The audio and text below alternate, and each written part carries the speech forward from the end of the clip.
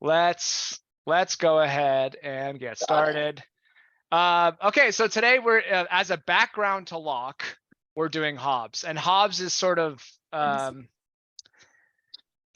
sort of presenting it to you in the structure of this class as a background to Locke, but that's really giving Hobbes too much of a short shrift. We could have structured this class and made it all about Hobbes.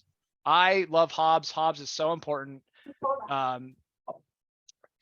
If we're going to sort of compare him to the folks that we have read so far, Hobbes spent his whole time destroying everything we have just learned in the previous weeks, and pretty much laid the foundation for modern politics. And so we're going to see what that looks like. But again, I'm bringing him up because he sort of influenced Locke in the way that it becomes important to us.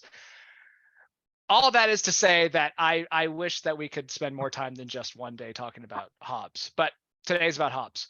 Last week, though, we ended rather abruptly and we didn't really finish Aristotle. And I want to sort of wrap Aristotle up and tell you why we were looking at him in the first place. So remember, we were looking at the aim of the political community, the aim of all human action. Again, this is Aristotle, remember. The aim of all human action is happiness. We achieve happiness through virtue. Politics is virtue for the masses. Aim of political community is to create and allow for a place and space for human beings to practice and cultivate their virtue. That's politics for Aristotle, right? And so we need a constitution that allows for that to happen. That's going to be ruled by not the rich and not the poor, but the middle class. The best laws are going to be in place. That's going to supersede men, but we're going to need men where the laws cannot be precise.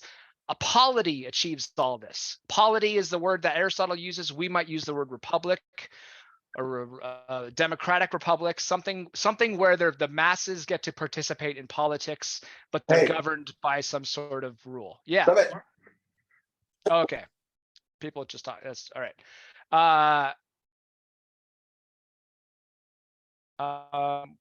What were we looking at there? Right. And then what we didn't talk about last week was this last question, this question of freedom. What is Aristotelian freedom? What is ancient freedom?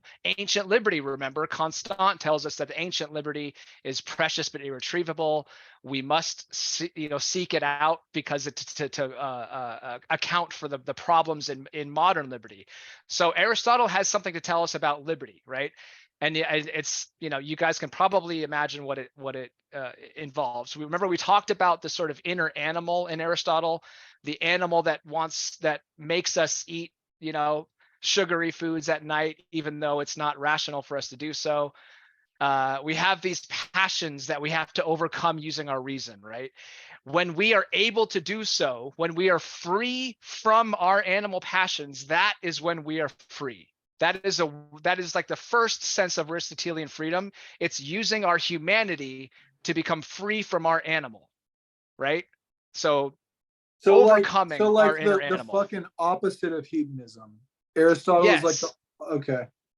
It's about being not an animal, right? That's what Aristotle wants us to be. He wants us to achieve our humanity. We do that politically, right? We do that politically because we're the only animal that does politics, but we also do it by overcoming the sort of like the bodily desires, the eating, fucking, and shitting part of our lives. Overcoming all of that is how we sort of become a free person. So that's the first sense of Aristotelian freedom, the sort of freedom from our base desires, right? But there's also this sort of second sense of Aristotelian freedom, which is, and it's this idea that it's more to do with politics. It's limiting ourselves by the law of our own making. It's sort of strange to sort of conceptualize, but it's when we are sort of engaged in the process by which we are creating the laws that limit our actions, and we do that on our own, through our own designs. That's being politically free. That is ancient liberty. It's the art of collective self-determination. We are going to all decide together how we're supposed to live, and that basically means what we're not allowed to do, right? What we are allowed and what we're not allowed to do, when and where. And so there's this sense that it's both this dual sense of freedom, this being free from our animal desires, but also being free to decide how we're supposed to live together. Ancient liberty is wrapped up in there. There's also the sense of being free from necessity. The only people, as you guys, we've already talked about this, the only, the political being in the ancient world was the free white male, the non-slave, the non-woman, etc. And so being free from the sort of household realm, free from the realm of the household where the chores and the reproduction of life has to take place. There's also that sense of freedom as well. So this is the dual sense of freedom in Aristotle. This is ancient liberty. This is what is precious but irretrievable for Benjamin Constant. Freedom is citizenship, it's collective self-determination, but freedom is also transcendence of our animal passions. And another way to say that is freedom from necessity. So again, this is a sort of limited vision, but it is because it's only for certain people, certain types of people. But this is what we mean when we say ancient liberty. It's this sort of freedom to take part in politics is another way to say it. So that's Aristotle. I wanted to have that all be a part of as the background to where we're going now, because we're going to jump into a time machine. We're going to transition today from the ancient era to the modern era, from ancient to modern ideas of liberty. Aristotle's liberty is it has primarily a positive meaning. I do say it's a freedom from necessity, but it's a freedom to take part in politics, freedom to be truly happy, free to be a human being through the exercise of one's virtue in concert with other citizens. Locke's liberty, the modern liberty, the liberty of the moderns, has a primarily negative meaning. Freedom from external impediments, freedom from external obstacles to the exercise of your own will. Emphasis on the external impediments. Animal passions is an internal impediment. So there's also, as well, between Aristotle and Locke, and a distinction in the mode of inquiry. Aristotle is an inductive, surveying the particulars and working one's way up to general principles. Locke, on the other hand, is deductive, sort of harkens back to Plato a bit, but starting from general principles about liberty, for example, about freedom, about equality, etc., and then deducing what a civil society should look like from there. How he discovers the general principles is also distinctive. Locke. He imagines a conjecture of a state of nature, a speculative way of discerning human nature. Laws of human nature then become a basis for determining laws of social and political life. Determine what human beings are. That will tell us what structures we should build. But Locke is our exemplar of modern liberty, but he's not the originator of this method. He did not originate the theory of liberty as non-interference. He did not originate the state of nature. The original theorist of negative liberty, the first liberal, maybe, as we might say, is the guy who had the following to say about Aristotle. I believe that scarce anything can be more absurdly said in natural philosophy than that which now is called Aristotle's metaphysics, nor more repugnant to government than much of that he hath said in his politics, no more ignorantly than a great part of his ethics. And of course, this great hater of Aristotle is Thomas Hobbes. Before we move on to the Locke next week, we get to talk about Thomas Hobbes. So this is what we're going to talk about today. First, we'll talk about Hobbes's time. We jumped in a time machine, so we're going to find out where we came out of the time machine. Then we're going to talk about his method. We're going to talk about this idea of the state of nature, the natural condition of mankind, what that's about, what kind of thing is that. We're going to talk about the generation of commonwealths, as he terms it, or maybe we could just say like what a political structure should look like. Next, we'll talk about the rights of the sovereigns and the rights of the subjects.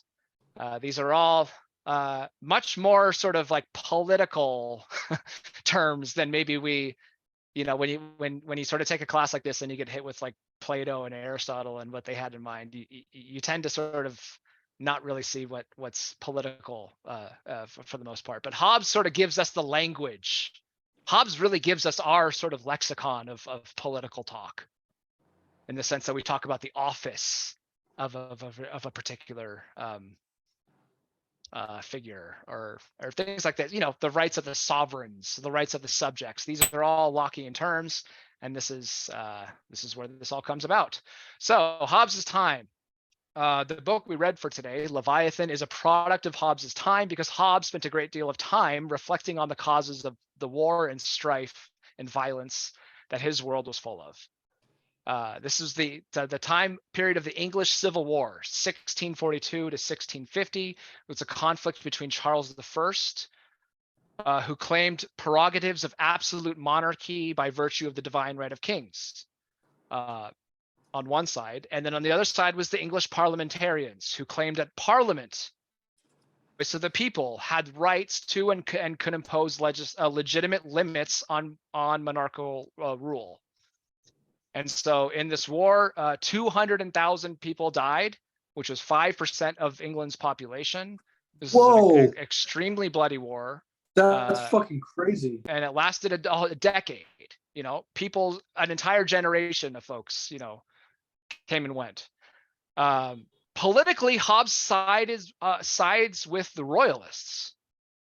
So much so that it becomes dangerous for him to reside in England. Because obviously, famously, the parliamentarians end up winning this war, and so Hobbes writes Leviathan from Paris, and he publishes it from abroad. But the publishing of this book is a sort of seen as a betrayal of the royal cause, because it seems to urge unconditional obedience to the newly founded protectorate under Oliver Cromwell. So he's on the royalist side, but then he writes a book saying everybody must adhere to this new government that the the parliamentarians constructed. So that's a sort of strange move that he makes, but we'll see. It makes a lot of sense, as we'll see why. Indeed, it is the case that Leviathan urges unconditional obedience to the sovereign ruler, whoever that may be. If somebody just won a war, that means you have to be obedient to them. That's essentially the logic here. But again, it's not because Hobbes worshipped authority or fantasized about absolute rule. Like oftentimes you can sort of characterize him as a sort of like bootlicker, maybe, or like somebody that just sort of like accepts whatever rules being imposed upon him. But rather, it's a different logic. It's because the 1640s demonstrated to Hobbes the horror that results when rule is divided, when there isn't a common power to keep us in awe, as he famously says. Hobbes is a passionate sympathizer with each individual's right to life. He's trying to save our right to life from divided political power, which he associates with civil war. He's a big-hearted individual. He's a bleeding-heart liberal. He has immense sympathy for each man or woman's right to life. This is a radical move. This is radical in the mid-17th century, for it was the time when governments treated their populations not as ends, but as means to the state's glory, which they characterize as God's glory. Hobbes says that no individual had to stand for his own sacrifice on the altar of the state. And in that respect, he's an emancipator. He's a sort of, you guys maybe have heard this claim before, that the individual was not really a political term. That like before a certain period of time, fairly recently, nobody really conceived of the individual as a political unit, right? It was, you were a part of your group, and Hobbes really is the sort of the radical break in that tradition, creating the individual as a political unit, embedded with rights. And so we're going to see how this occurs. So the year is 1588 when Hobbes is born. He has this really great autobiographical poem in the beginning of many of the editions of the Leviathan, and one of the greatest lines in there is, "My mother was filled with such fear that she bore twins, me and together with me fear." The year the English naval forces drove back the famous Spanish Armada is the year that Hobbes was born. He grew up in the last years of the Elizabethan era. He was a boy when Shakespeare's plays were being performed. Hobbes was a gifted student, went to Oxford, entered into the service of an aristocratic family, the Cavendish family, where he was something like a private tutor to young Mr. Cavendish. This was a fairly common practice among aristocrats. You would like hire just sort of your local smart dude to come like just hang out with your kid. You just hire, various academics to just, teach your children. And he was an old man by the time he writes Leviathan. It's not his only, but it's like, it's remarkable that what he's known for, he didn't accomplish until he was 60. That's remarkable for a number of things, but like one of them is that most people didn't live that long. Hobbes did, and he accomplished what he accomplished, very late in life. It wasn't a sort of like, most folks do what they do by the time they're 20, up until a couple of generations ago. As a younger man, he translated a translation of Thucydides' History of the Peloponnesian War, which we read an excerpt from that, right? Pericles' funeral oration comes from that book. And so Hobbes sort of was a gifted classicist, right? He was sort of understood ancient Greek and translated that into English. And he wrote Leviathan in the English language. This is many people say this is Leviathan is the sort of greatest political treatise written in the English language. But he wrote it in Old English, right? So if you ever pick Leviathan off the library shelf, you might wonder is this English? It's not quite the English we're familiar with. So that was Hobbes' time. This is a really interesting collection of slides that I have here, which surround Hobbes' method. What is he up to? How does he get to where he gets to? He has a pretty distinct method, and there's several defining characteristics of it. The first is to know thyself. I will attempt to read Hobbes' English. I struggle with it. I struggle to read it. I also struggle to speak it out loud, probably more so, but I will attempt it. So his idea here is to read thyself rather than read books or be taught by philosophers or even study the world. It's more introspection than anything is what he feels is grounds for knowing the world. So this is what he says. He says, for the similitude of the thoughts and passions of one man to the thoughts and passions of another, whosoever looketh into himself and considereth what he does, when he does think, opine, reason, hope, fear, etc., and upon what grounds, he shall thereby read and know what are the thoughts and passions of all other men upon like occasions. So what he's saying here is, I know what you think because I think it, right? I know what we all think because I think it. I know what human beings are because I study myself. That's like the first pass into this method is to study himself rather than have some contrived notion about, first of all, what human beings are naturally, maybe, or have some contrived notion about what we're supposed to be, right? Like where we end up, what our telos is. He throws all that out of the way and says, what do I feel like today? What am I thinking about today? What am I worried about? What do I fear? What do I dream? What do I want? Study that, and that will tell him what is distinct about human beings, right? And so this is the first, challenge to Aristotle, right? And we're going to see many more. Just as the contemporaries of Hobbes in the natural sciences like Galileo, William Harvey, Rene Descartes, others we think of when we think of the scientific revolution, just as they throw off the Aristotelian paradigm of natural sciences, you remember like Aristotle's insistence on the ends, the purpose of each thing being a part of his design. The scientific revolution throws that off. Hobbes sets out to undermine the authority of Hobbes in a political sense, in the political sciences, in civil and moral sciences. First he does so through this method of introspection rather than sort of studying the world or something like that.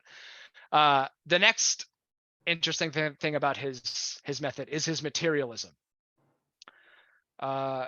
He asks in the introduction, what is life but a motion of the limbs? Motion of limbs. What is the heart but a spring? What are the nerves but so many strings, and the joints so many wheels?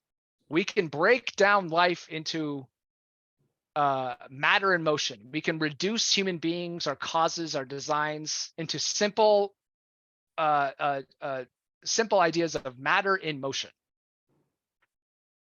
There's no grand design, in other words, other than just, we can sort of break down each really complicated thing, even a human being, we can break it down into simple matter and motion. And so this flies in the face of Christian doctrine, right? The time machine that we jumped into skipped over the Dark Ages, which is when, many people say they're not dark anymore. There's a lot of bright thinking that happened during then, but a lot of it was dominated by Christian doctrine. Thomas Aquinas, folks that were sort of reimagining Plato and Aristotle very much, but doing it in a Christian sense, doing it for the service of God or in the services of the grand design of human life. Hobbes here is saying there's no grand design. We are simply matter in motion. We come out of the ground. We are not sort of born of any sort of Christian or godly purpose here. And so again, it flies in the face of the Christian doctrine so much that he has this to say. To say that God hath spoken to him in a dream is no more than to say that he dreamed that God spoke to him. Which is not of force to win belief, right? Isn't that such a pithy thing to say?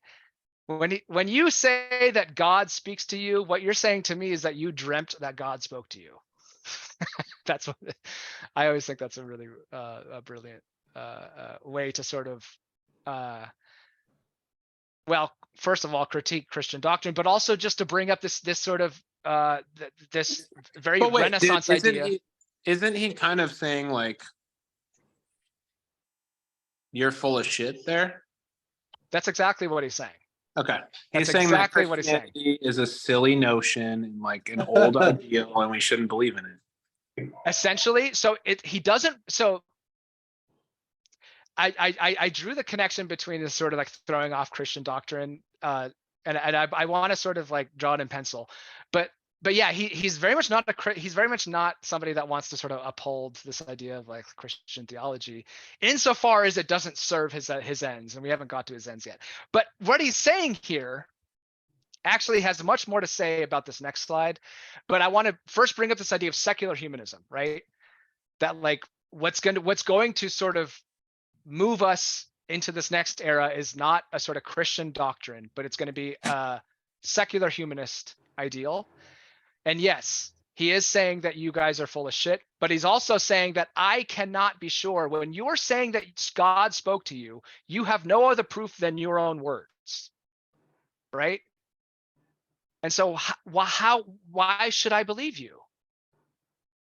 So much so that when you say that is red, that apple is red, why should I believe that what you're looking at is red is the same red that I'm looking at? We've agreed, we have some agreement about names, right? But our sense perception is an individual pursuit, and all we've ever agreed about is naming things. We haven't even been able to sort of communicate with each other on a more fundamental level to sort of associate more than just names. And so he says here, and though at some certain distance, the real and the very object seem invested with the fancy it begets in us, yet still the object is one thing and the image or fancy is another. So that sense in all cases is nothing else but original fancy caused by the pressure that is, by the motion of external things upon our eyes or ears and other organs thereunto ordained. So what he has in mind here is, right, remember when he going back to this idea that the limbs are, or what is life but a matter but motion of limbs? What is the heart but a spring? What is the brain but strings? We can never sort of we can only assume that the world that you're experiencing through your sense perception is the same as mine. But that assumption is dangerous, and it's far more likely to not be true. This idea that this world that we're experiencing is the same shared world. It's more than likely that our sense perception distorts it somehow on an individual level, right? And so we can never really even be sure. And so your question, Maverick, about Christians. Curious, has someone like, I'm sure that this is discussed, but like they knew about like deuteranopia and shit like that back then, right? Like color blindness? Yeah. I don't know.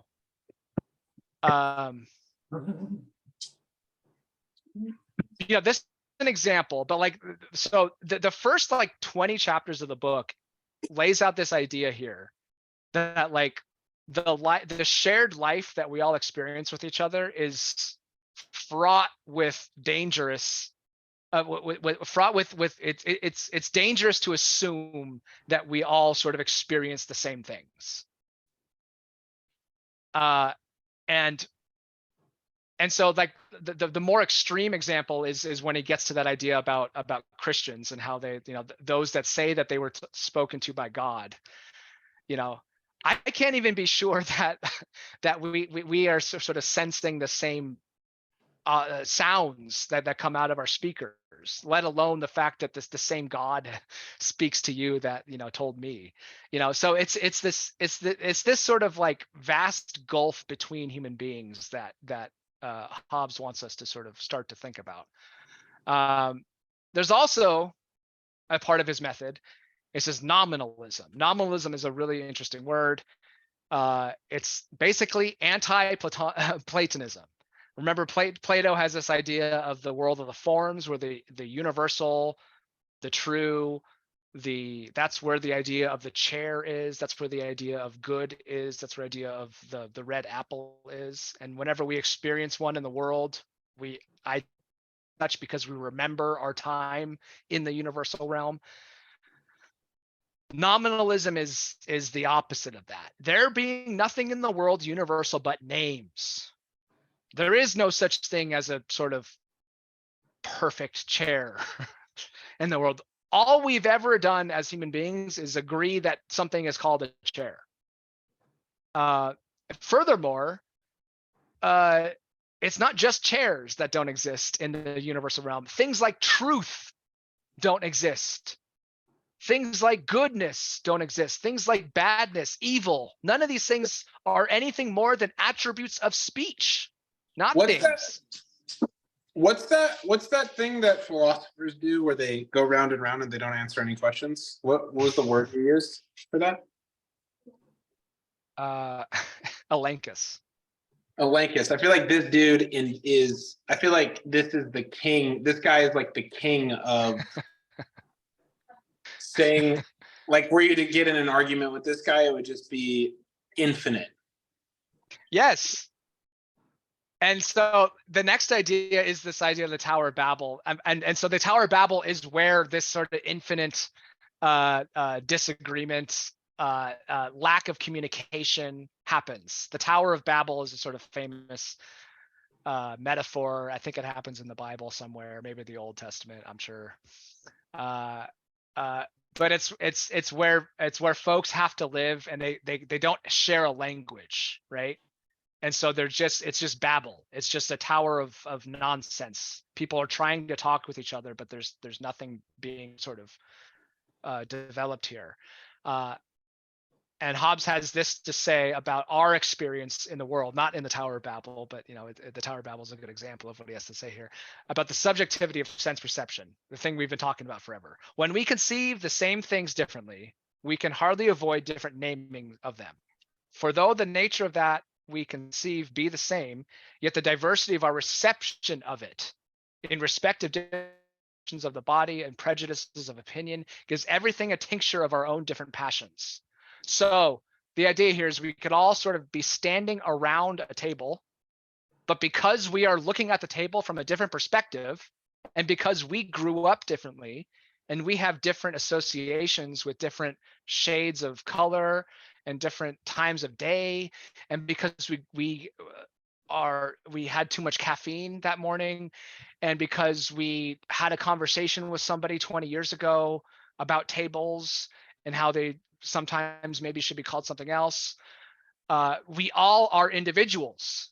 And so when we're looking at a table and pointing at the table and trying to identify it as a table, some of us are not going to call it a table because we're different, because the things that the actual physical thing we're looking at goes into our eyes, and our eyes are maybe play tricks on us, and our brain plays tricks on us, and our mouth plays tricks on us. And so we can never sort of communicate on a truthful, on a purely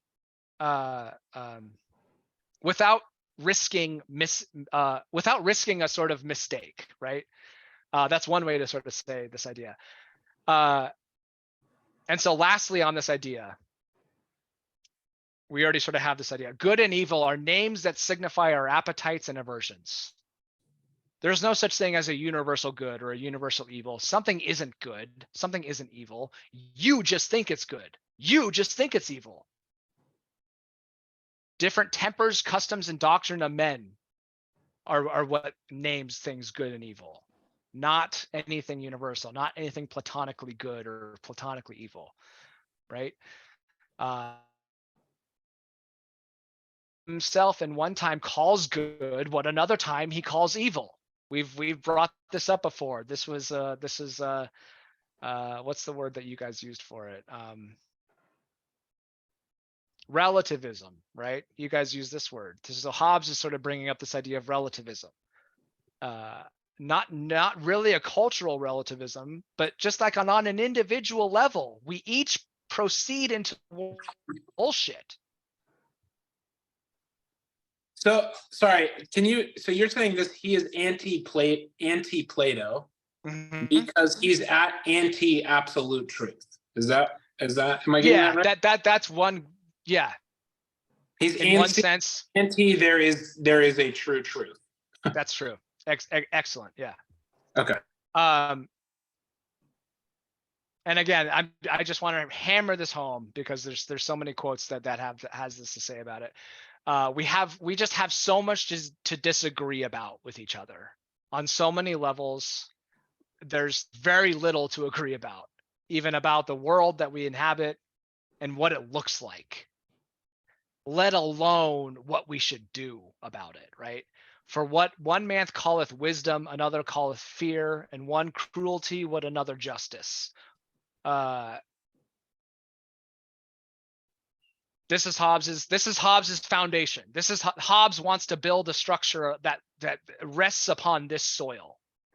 And so this is a tall task, isn't it? But in a sense, he is, it's not all gray for him, or it's not all darkness, because I sort of cutely titled this idea in Hobbes his socialism. He's not a socialist, but he does, in a sense, sort of recognize the power of society in shaping us as human beings, right? So he says, reason is not sense nor memory born with us. And he's identifying reason here. Reason is the thing that most philosophers think that reason is the thing that gets us out of the animal world. We have advanced, human beings have reason. And so that's what separates us from others, right? Our ability to reason is what gets us to, as we might say, remember that there's a lion, down the stream or whatever, right? But he says reason is not sense, nor is it memory born with us. It's not natural. In other words, it's not gotten by experience, though. You can't just be born lacking it and then get it by the end of your life because you were born into a family that had that exemplifies it. It is attained by industry. So reason is not memory, not sense, not given by experience only, but it is gotten through industry. First, an apt imposing of names, and secondly, by getting a good and orderly method. So what we have, our reason, what we have to sort of like, hang our hats on is our reason. And we get it through industry. We get it through society. Our advancement relies upon our lucky placement on a well-grown branch of the tree of human society, right? We are indebted to our ancestors, learning how to get along with each other and develop societies such that we have the reason. We got it from our grandparents, right? And we teach it to our children, but we get it through just sort of osmosis from living in an ordered society that already has sort of determined what is red and has a general sense of what is good and evil that we can mostly agree upon. And we've overcome all these things to disagree about, in a sense, because of our society, because we've developed a society that we luckily were born into. We don't have to disagree with each other about what is up, about why the sky's, about what color is the sky, about we don't have to develop all these things. It's already done to us. And so this is what I call his socialism. It's kind of funny. I don't have a better word for it. And lastly, but wait, sorry, I'm a little confused. Aren't some of those things Platonic? So this Hobbes is arguing the color of the sky is not something we need to debate about because it's already there. I'm a little confused by that. I feel like that's a Platonic. We grew up in a world that has already decided that it's blue. We call that blue. And so if you want to disagree with Hobbes and me by extension right now, and say that we were born with that, we were born with a notion of blueness, and we remember it from our time before, and that's what gets us to develop a society, that we were born with these sort of ability to agree with each other about the truth. That's fine. You're a Neoplatonian, love that for you. But Hobbes says no. I don't. I'm just a little confused. I feel like he's saying two different things on two different issues, I guess, is what I'm saying. Like, what about don't fucking kill your best friend for no reason? Like, that is all of this disagreement stuff exists, but we were lucky enough to be born into society. Maybe that's not answering. Okay. We were lucky enough to be born upon the language that I wrote down here for myself is we were lucky enough to be born upon a well-grown limb of the tree of human society. We were lucky that we were born in an era in which we've already determined how to get along with each other, for the most part. I hope that answers your question. You might have a more interesting question than I'm trying to answer right now. I mean, what it sounds like he's saying is like, I think the examples we are using are too basic for what he is saying. I think that's true. Yeah, I am. Correct me if I'm wrong, but what it seems like he's saying to me is like, there are some things that were already there before us. So those things that we don't need to argue about. Exactly. But there is no absolute truths. There is no absolute truth, but we've acted as if there is, so that we can have a society. Got it. Okay, that makes sense. And I'm kind of going backwards. This slide maybe should be at the very end, because this is why we do what we do. But what we do is we do politics by art. And so what does he have in mind here? What's the opposite of art? I might have a better way of framing this. Animalism, heathenism. Yeah, nature. Lack maybe, of emotion. Right? Okay. Natural, like the fucking eating and shitting. Yeah. So I would say that nature. Typically, we put art and nature on separate sides of a thing. Sometimes we do art and sciences, but what we have in mind when we say art in this sense is art and sciences. Like sciences is a sort of art. I would have thought nature, it would be art and destruction, because I feel like there's art. I'm thinking of that agnostic from exactly what we're talking about, but that's but that goes to your point of like when you say something, like I don't see the same thing you do. So nice. I think the exact opposite of art is UX design. Nice, dude. Yeah, keep going. function, maybe.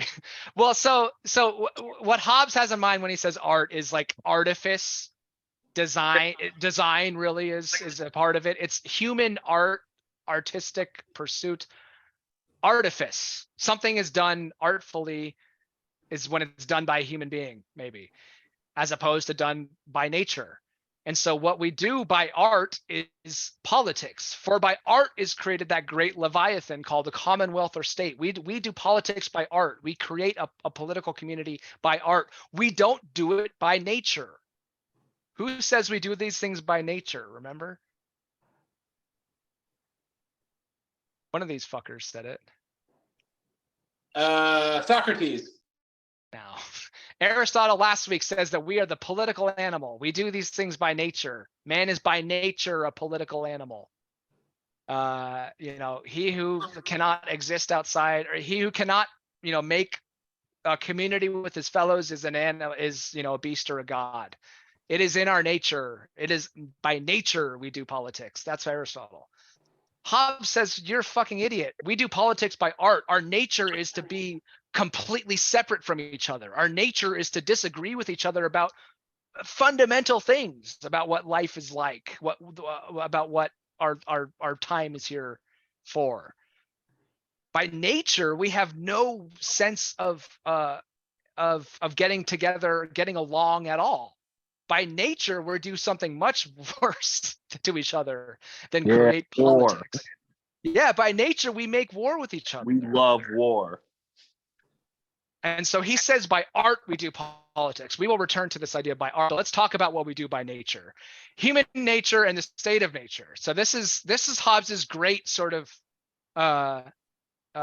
innovation, right? This is where Hobbes sort of, whenever you mention Hobbes, you'll hear Calvin and Hobbes, and then you'll hear about this. It's a starting point for his political theory. It's a general proposition about human nature. How does he arrive at these propositions? Through this thought experiment called the state of nature.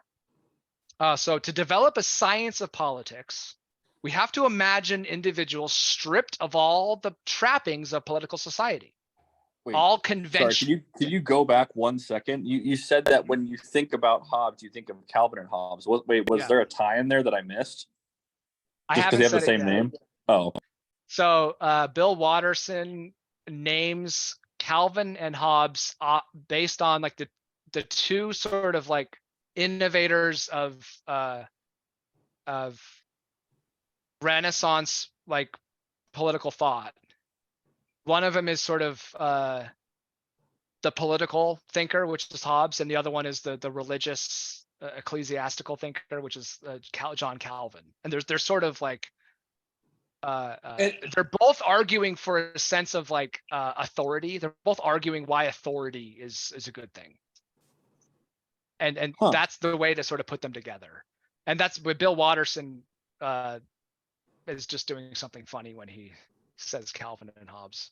It's just a weird little throwback. Oh, that's cool. That's interesting. Yeah.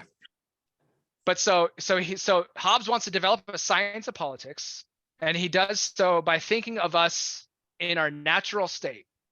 And this is something that we try and do, offhandedly. We don't think we're trying to do it, but when we think of what we are by nature, Aristotle kind of did this. What are we by nature? We're the political animal.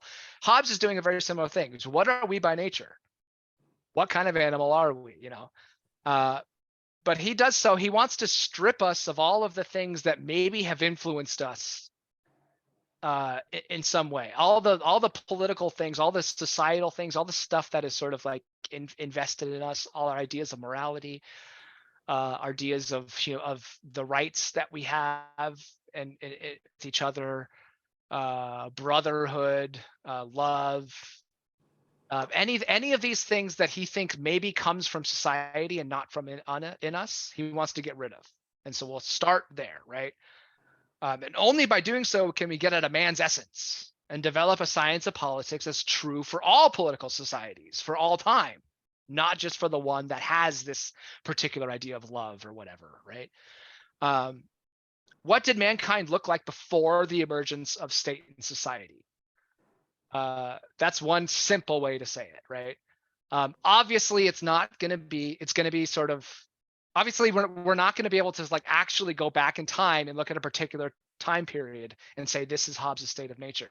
He's doing a sort of thought experiment. He's not doing a sort of like a socioanthropology. He's not trying to find out what we actually were like. He's trying to just imagine what we would be like divorced from a political society. And so his answer is in chapter 13, titled on the natural condition of mankind. Some of the most famous words written in the English language on political science. He says, nature hath made man so equal in the facilities and the faculties of body and mind, as that though there be found one man sometimes manifestly stronger in body or of quicker mind than another, yet when all is reckoned together, the difference between man and man is not so considerable as that one man can thereupon claim to himself any benefit to which another may not pretend as well as he. He goes on to say, because one may eventually, so we are so equal. Equality is a general principle, he says. Look, we're all equal. And then you might respond saying, well, Derek's stronger than any of us. Derek can outlift us, you know. Mitch can outcode us. Don't ever say that. Maverick is smarter in, you know, any number of things, business, right? We're not equal, right? Isn't that like something we would say? We would say immediately, we would say like, I could literally lift more than all of you. Equality, we would say back to Hobbes, equality is not apparent, right? In fact, we're all very much, you know, dissimilar from each other. But what Hobbes says, he says, for as to the strength of body, the weakest has strength enough to kill the strongest, either by secret machinations or by confederacy with others that are in the same danger with himself. So Derek is strongest, but guess what? We can wait till he falls asleep, or we can band together with each other, right? So the so-called dissimilitude, right? The so-called lack of equality, sort The of many outweigh the few. Well, yeah, in one sense, that's one example of how we can overcome our so-called lack of equality. And what it actually does is it creates an equality among all of us to kill each other. That's the first like rule of political of like human Of beings. Fight Club. Yeah, well, of human nature is that we are all equal in our ability to kill each other. That's how Hobbes begins. I find yet a greater equality amongst men than that of strength.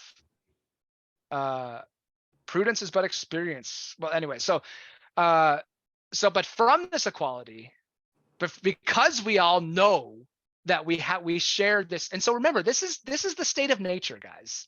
This isn't us, our homeboys, and like our lives and thinking about our friends. This is us in the jungle, right? For lack of a better term. This is us in Lord of the Flies, right? We know that the guy that we are sleeping next to can kill us, right? Even though we're stronger than him, we know that he can wait till we fall asleep. And so from this equality of diffidence, right?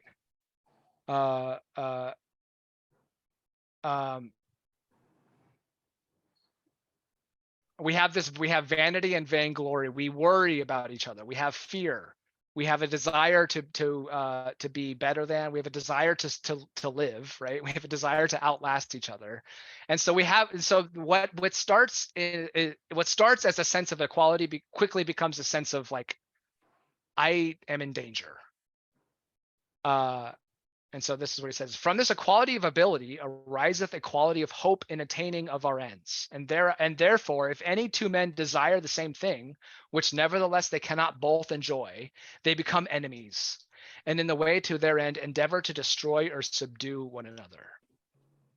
So we always pursue our desires. We will do so at the expense of other men. And this equality, this equality to sort of kill each other in the pursuit of it becomes a sort of necessity to kill each other. It's not just that we have the ability to kill each other; it's that we have to kill each other. How does that move get made? He makes that move, but like, can you guys imagine why? You guys are all play video games, so I imagine you know why. You must kill the person that you run into in PlayerUnknown's Battlegrounds. Why? He's an immediate threat to my I feel like that's security. unfair. That's a deliberate goal. Like, okay, sure, but whatever. It was imposed upon us, right? Like, okay, well, no, I hate him. Derek. Okay, so we're already at the sort of critique of because Hobbes. I need to procreate. That's why. So I'm gonna kill you so you can. Maybe. Okay, something good. like that. Yeah. So Hobbes says right here in this quote that like we each have to get the resources, right? But like, couldn't we work together, right? Couldn't we sort of like not without art or whatever. Yeah, not we without can't even thinking. fucking agree with each other about what the like what each other needs, let alone communicate, right?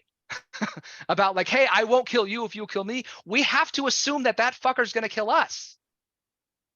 Even if you have a good heart, like you are like you get dropped into the Fortnite island and you don't want to kill anybody else.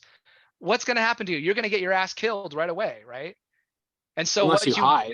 And so what you have to do is you have to kill the next person. So like you could have the greatest heart you want to sort of make friends with everybody you meet, but you end up having to kill them or else your ass is dead, right? Life so this is the against logic. Fortnite. And so this is the logic that like begins to start, right, in the state of nature. This is Hobbes's logic. Derek, you already brought up the sort of like the famous critique of this, which is that this is all contrived. This is all sort of like, there's a sense in which like this isn't natural, right? yeah, like it works in a vacuum, but not totally. It's not like the way it is, kind of thing. Yeah, exactly. I think it's worthwhile to get there, but we have to sort of like lay out what Hobbes wants us to think about. So this state of nature becomes the state of war, right? And it's important that it's not just battle, but disposition to battle. Like it's not that we want to kill each other; it's that we have to kill each other because we're going to get killed. He says, hereby it is manifest that during the time men lived together without a common power to keep them all in awe, which is a really interesting phrase. They are in that condition which is called war, and such a war as is of every man against every man, for war consisteth not in battle only or in the act of fighting, but in a tract of time wherein the will to contend by battle is sufficiently known. So we know that we are in this sort of like dangerous predicament, right? We are surrounded by folks that might be our enemies. There could be 100 of us in the server, but if one of them wants to kill us, that means we have to kill all 99. And it's not you. I don't want to do it, but I have to, right? Because we are in this sort of, this Thunderdome. And so there's we have to finish. Just curious. Are you using these analogies with Gen C? And if so, do you find them to like actually, does it make sense to them when you're sometimes I think that they're going to slap, but like I've always been up Fortnite and how very little of them play stuff like that. I always ask them to think about like, well, so like, what does this remind you of? And they say things like Hunger Games and Maze Runner and what's that one? The Purge. They don't say Fortnite? Right? No, they say movies. They say like they don't want to seem like a fucking nerd. I think that's what, and then I'm always like Fortnite. And they're like, none of them, everyone's like, what the fuck? I don't know what that is. Wow. That's so weird. So Fortnite is actually just 7-year-olds and 37-year-olds? What about the biological But need no one to in between. kill? What's that? What about like the biological like testosterone like need for violence kind of thing? What does that kind of play into with all this? Because you're saying like this guy's trying to kill me, so I'm going to kill him. What about like the animalistic urge to fucking murder somebody? Interesting. I don't think he has anything. Well, he definitely doesn't have anything to say about that because, that's like a more modern even, Got it. Just me. Okay. interesting. Well, you know, he just doesn't have much to say about that, about like our We didn't biology. even classify serial killers until like 50 years ago. So That's That what, is true. yeah. That's kind of what I'm after. Is it's more of like a modern fascination to sort of like get into the sort of like genetics and If you guys ever want to do an offshoot class about the psychology of murder and like the psychology of motive, I used to be in for forensic psychology. I can do a whole course on that. dude, hell yeah. But Well, keep so going. let me finish. I mean, we're not finished, but like, let me get to this point, and then everything after it is fun. So he has this to say about the state of war, and which we remember is the state of nature. The state of nature becomes a state of war. There's no sort of sense of it like not being war. And so what he says, whatsoever therefore is a consequent to the time of war, where every man is enemy to every man, the same is consequent to the time wherein men live without other security than what their own strength and their own invention shall furnish them withal. In such a condition, there's no place for industry, because the fruit thereof is uncertain, right? We wouldn't plop down a factory to like make us more wealthy, because we know that tomorrow it's going to be overrun, right, by our enemies. The no culture of the earth, no navigation, no use of the commodities that may be imported by sea, no commodious building, no instruments of moving and removing such things as require much force, no knowledge of the face of the earth, no account of time, no arts, no letters, no society, and which is worst of all, continual fear and danger of violent death. And the life of man is solitary, poor, nasty, brutish, and short. And maybe you should say, you know, thankfully short, right? And so this is like the most famous phrase in political theory, that the state of nature is solitary, poor, nasty, brutish, and short. And so I make the kids like stand on the table and like shout it and stuff. Is that so, like referring to what? Why do you think he said thankfully short? Well, because why would you want to live in such a place? There's no arts, no sciences, no culture of the earth, no navigation, no knowledge of the face of the earth. You can't do anything other than like worry about your own security. And you know that when you fall asleep for too long, you'll die. Hopefully you'll die, right? Because that's a miserable existence. That's what he's saying. Got it. Okay. And so remember, this is what life is like without politics. This is what life is like without power, without something to sort of whip us into shape. And so there's all sorts of like, you know, there's responses now. So your guys' minds are sort of like, this is not my life, right? I don't associate with this. This seems strange. I want to disagree with this. And so this is what he has to say to you. He says, it may seem strange to some men that has not well weighed these things, that nature should thus dissociate. It may be strange to you that you're hearing now that this is how nature is.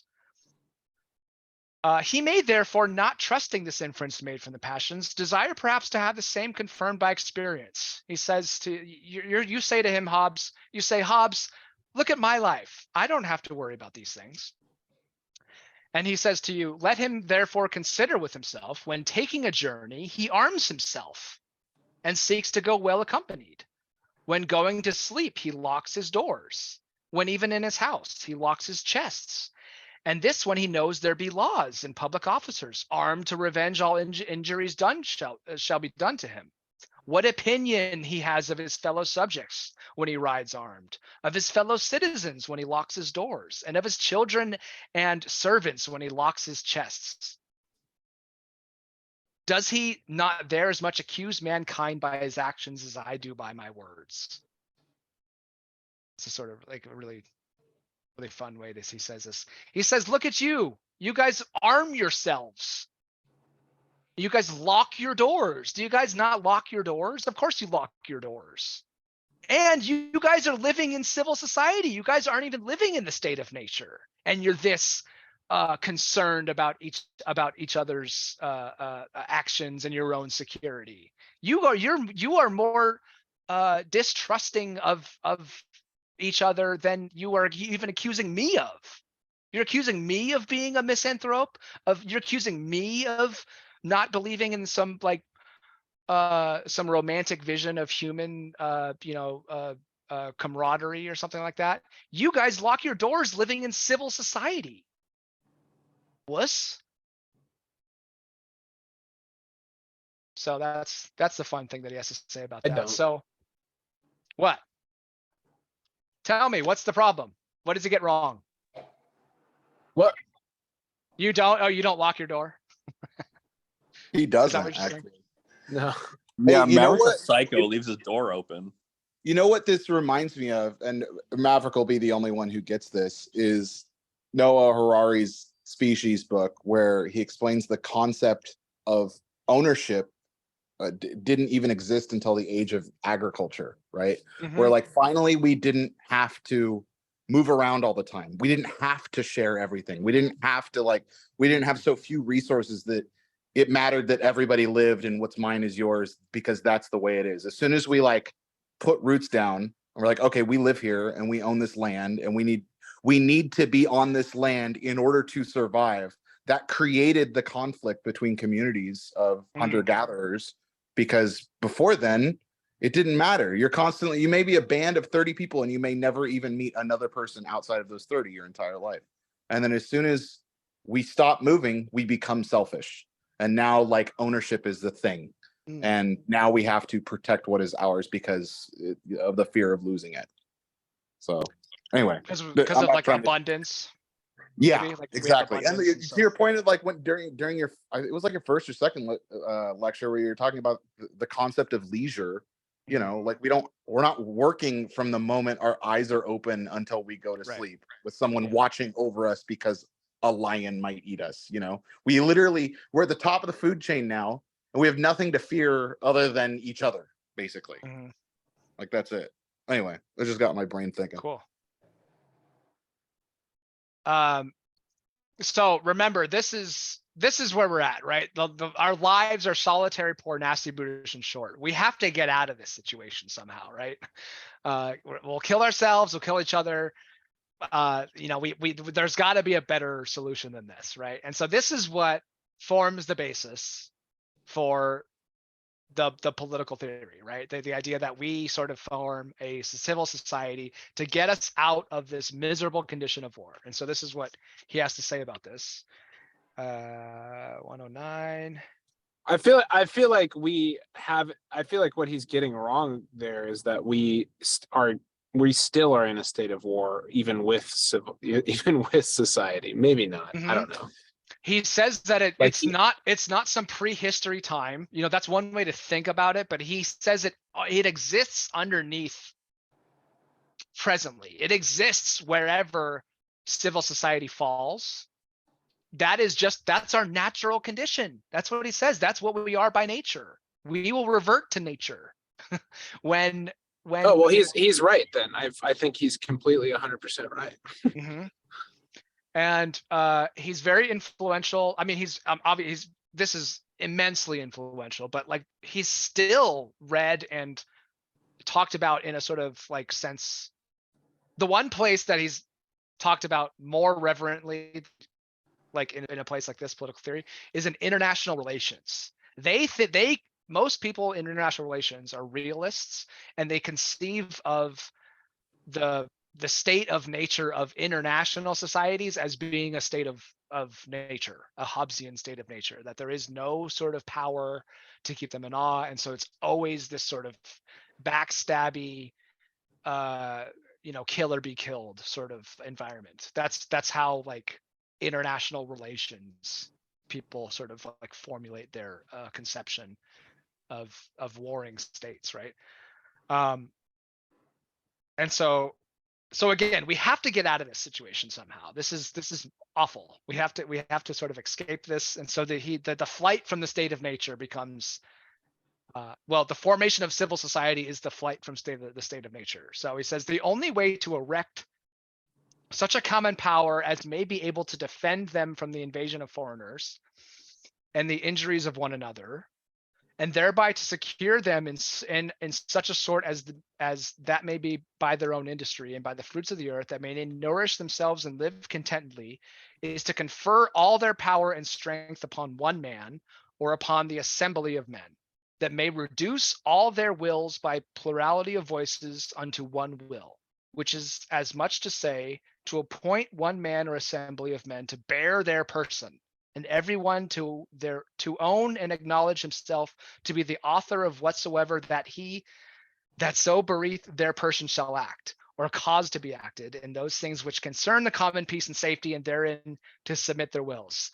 All this is to say that you give up everything. You give up your life, your liberty, your property that you don't have. You give up your beliefs. You give up your sense of self. You give up anything. You give up anything and everything, and you give it to some common power. You give it to some. You bestow it upon a person, or upon an elected group of officials, or upon an institution, and you say, you must keep me safe. You give me back my liberty. Or not my liberty. You give me back my life. You give me back my protection, the protection of my life. And I will give you everything else. I'll give you my liberty. I'll give you my property. I'll give you everything. You have to give me back my life. That is the social contract. This is the beginning of this is the first flaw. This is the first crack into the logic of the social contract. This idea that we form societies as a sort of bargain, as a sort of like, we give up something and in return we get something that we couldn't have done ourselves. This is the sort of liberal idea of the social contract. We will expand upon this idea. Locke expands upon this idea. He very much says something like, I will give up everything, but in return, I want my life and liberty and property. But Hobbes says, I don't need any of that. Just give me my life. That's the only thing that's important. And so there's a couple steps into the creation of the state, into the flight from the state of nature, right? The first step is the collective realization of the futility and danger of our natural condition. He thinks that we will sort of recognize amongst each other. We will say, wow, we have to get out of here, right? This state of nature is an awful place. We must get out of here. We will recognize it amongst each other. We will sort of see it for what it is. We will, again, like I say, we will collectively surrender our natural liberty, our right of self-government to one person.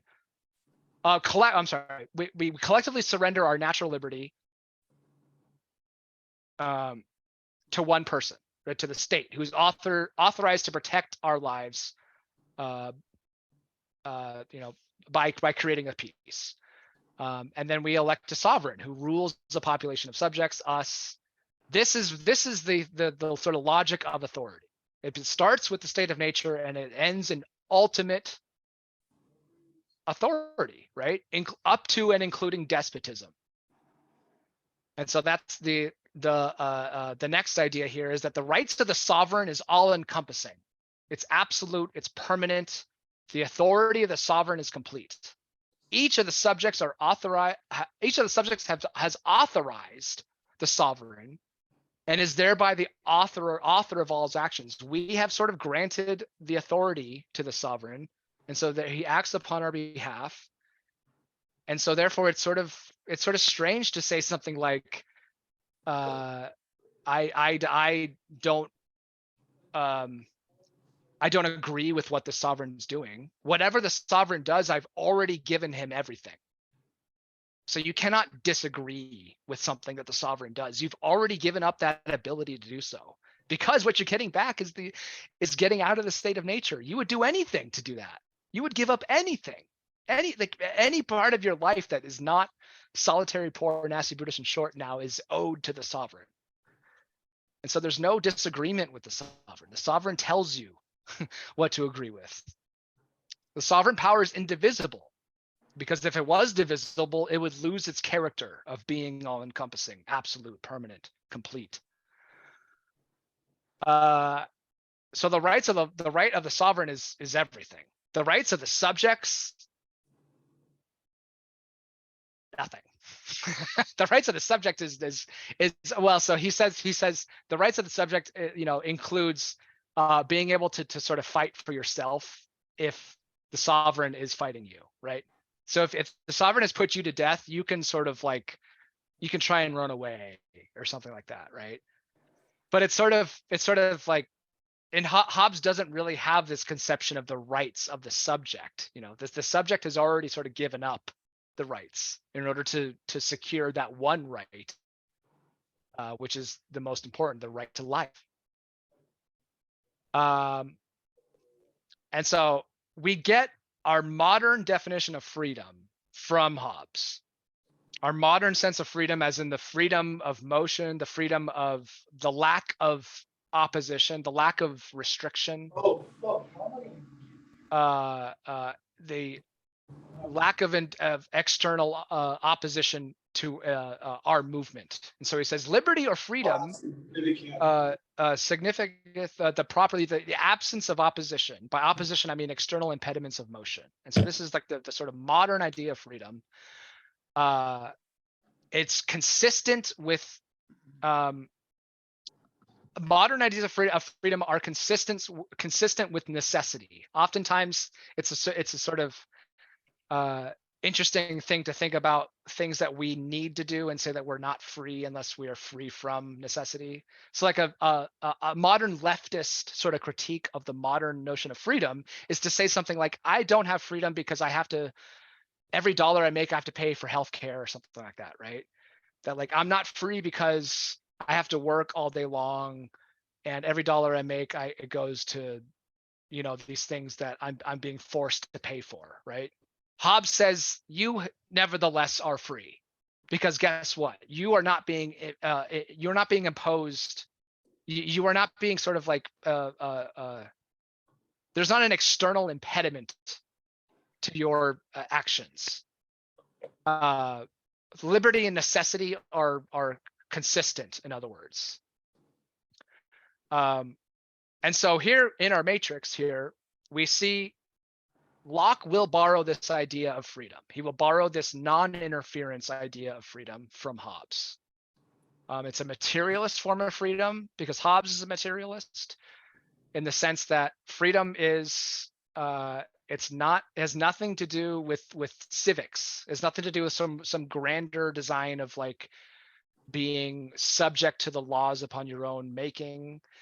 It's a materialist sense of freedom in that you are free to act as you will, right? Of course, Hobbes doesn't really think that we have freedom or like we should have freedom. He's okay with us not having it, right? Because we must get out of the state of nature. And so if that means our freedom has to be restricted, by all means. But this idea of freedom is the freedom that Locke will borrow and elevate to a political necessity next week. And like I said, subjects are free in these senses where the law is silent. When sovereign is incapacitated, obviously that's going to be a problem. And so you're free to do what you will then. And you're free when the sovereign targets you for death or bodily harm. That's the extent of freedom in Hobbes. And so again, we will see this sort of idea taken up by Locke, and he will expand upon it. But what does that mean? Wait, what does that mean? Subjects free when sovereign targets subject for death or bodily harm? Like if you're up for execution, then you can resist power. You can resist the sovereign's power at that point. You can run away. You can fight for your life, right? The only reason you're getting out of the state of nature is because the sovereign is granting you this right to life. And so if he's about to take your life away, he has sort of broken the social contract. And so therefore you are able to act as you will. Got it. Up until that point, if the sovereign wants you to dig a ditch for 24 hours a day and get fucked in the ass while doing it. Got it. As long as he's guaranteeing you security and your life, by all means. So and I would so assume, go ahead. I would assume that a lot of the debate around this then centers around like the concept of like, what does it mean to truly guarantee like security, or what is the security that's being guaranteed? Like, how do you define that? There is not much debate because of whatever the sovereign says. I mean, so like, yeah, so like you would be sort of in your rights to revolt maybe against centralized power if that power is not guaranteeing you a life that's better than the state of nature. That's the only sense in which resistance to government is legitimate. It's when your life is now worse off than it was before you formed civil society. Civil society is the greatest thing we've ever done, and it's going to be very hard. And don't you dare challenge that or do anything that could like possibly. Precisely. Got it. And so this is the famous frontispiece to the book. The frontispiece is another way to say like cover, but it's not on the cover. You know, old books have like, it's a blank cover, right? And then you open the page, and then the first thing you see opposite the title page is what's called the frontispiece, which is like a piece of art that was commissioned by the author. Usually the author's overseeing this piece of art. He's embedding themes from the work into this piece of art. And so there's you know, there's like this whole field of study to like, you know, look at frontispieces and equate them to the work. And this is probably one of the most famous frontispieces in Western literature. What do you guys see when you look at this that's like reminds you of like things we've talked about today?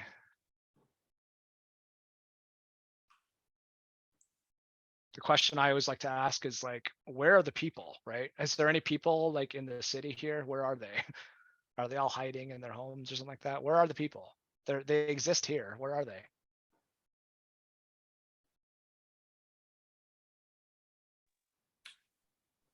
They should be hiding.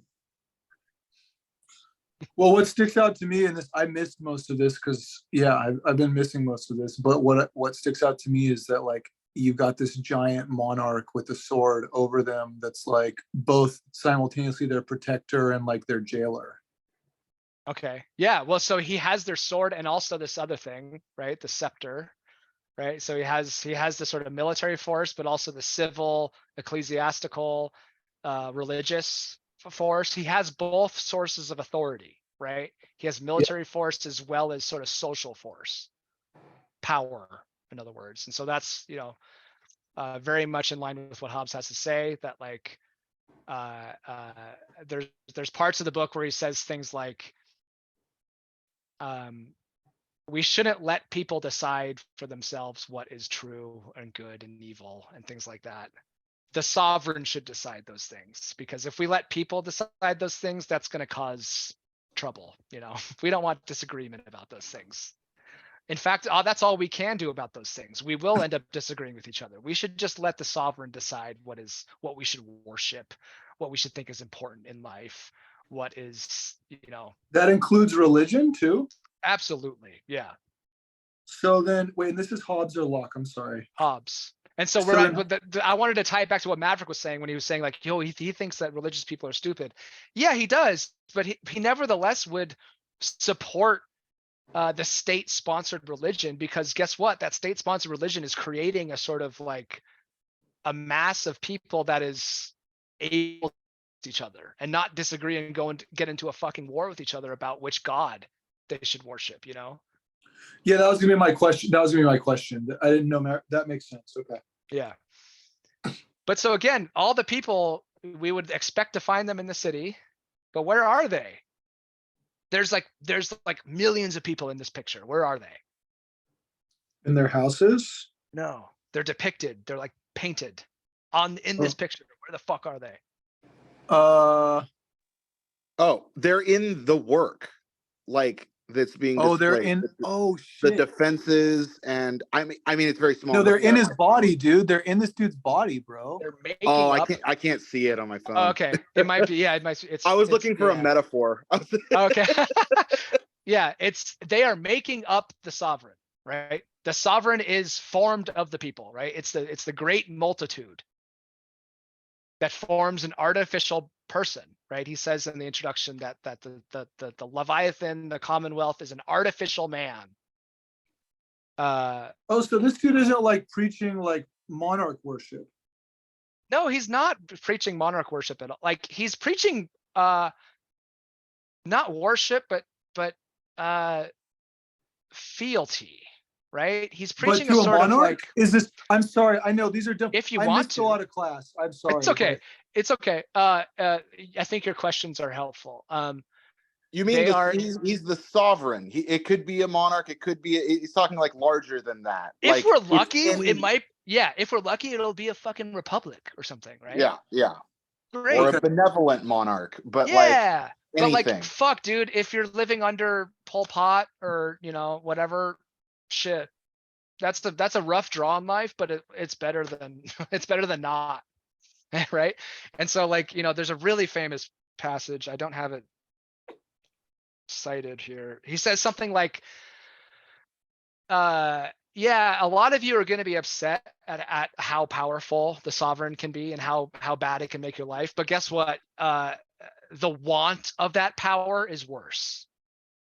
Not having that power being concentrated in the sovereign is going to result in a life that's much worse for you. And so, yeah, it'll be a fucking dictatorship, and like there's arbitrary killings of citizens, and there's no rights, and whatever, you know. Yeah, sorry, that's a rough lot, but like, guess what? He's gonna allow for a society that like can agree upon that you can go get breakfast at 8 a.m. You know. And you don't have to kill each other over, you know, having an extra piece of bread or whatever, right? That's the idea. And so then this is there actually, never mind. I don't want you kind of answered it. I was going to ask, so then is there a point at which you've lost the monarch is such a shitty monarch that he's lost that? Yeah, so Locke that's where Locke is. Locke is going to start really thinking about limits and like, can we get the best of both worlds? Can we get out of the state of nature and also get us something closer to a better life? But Hobbes is really sort of like fundamentally concerned with getting us out of the bottom, out of the muck, right? And if we can get one level above, that's fine. And so that's where the level would be for revolting against said despot. If we are in a state of war, if civil society is collapsed because the monarch has run around just killing everybody, his army is just, you can't make a life with each other anymore. If your life is solitary, poor, nasty, brutish, and short, then you can revolt and try again, start another, try and make another government or something like that, right? But he doesn't think that's ever really going to happen. Even the worst government is going to have, the ability to, you're going to have some sort of life that's better than Lord of the Flies, right? And so, yeah, and so Locke will end up like shaving off some of these harsh edges, but he will kind of carry the same logic in some respects, starting next week. But again, so the idea is that we form into this civil society, we make it up, we grant our power, and so therefore it's not really logical to sort of have anything to say about it, We make it up. Yeah. It's sort of doing like we are a part of this thing. It's holding a sword and a scepter.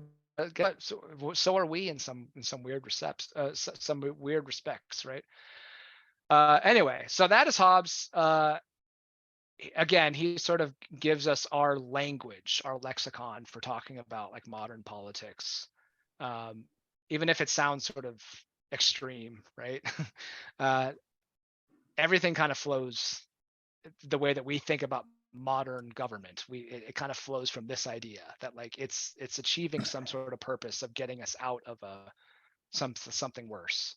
So anyway, so next week we will talk about Locke, who picks up this idea and runs with it. We're probably going to actually have to spend a couple weeks on Locke at least. Anyway, is there any last questions so we can wrap up?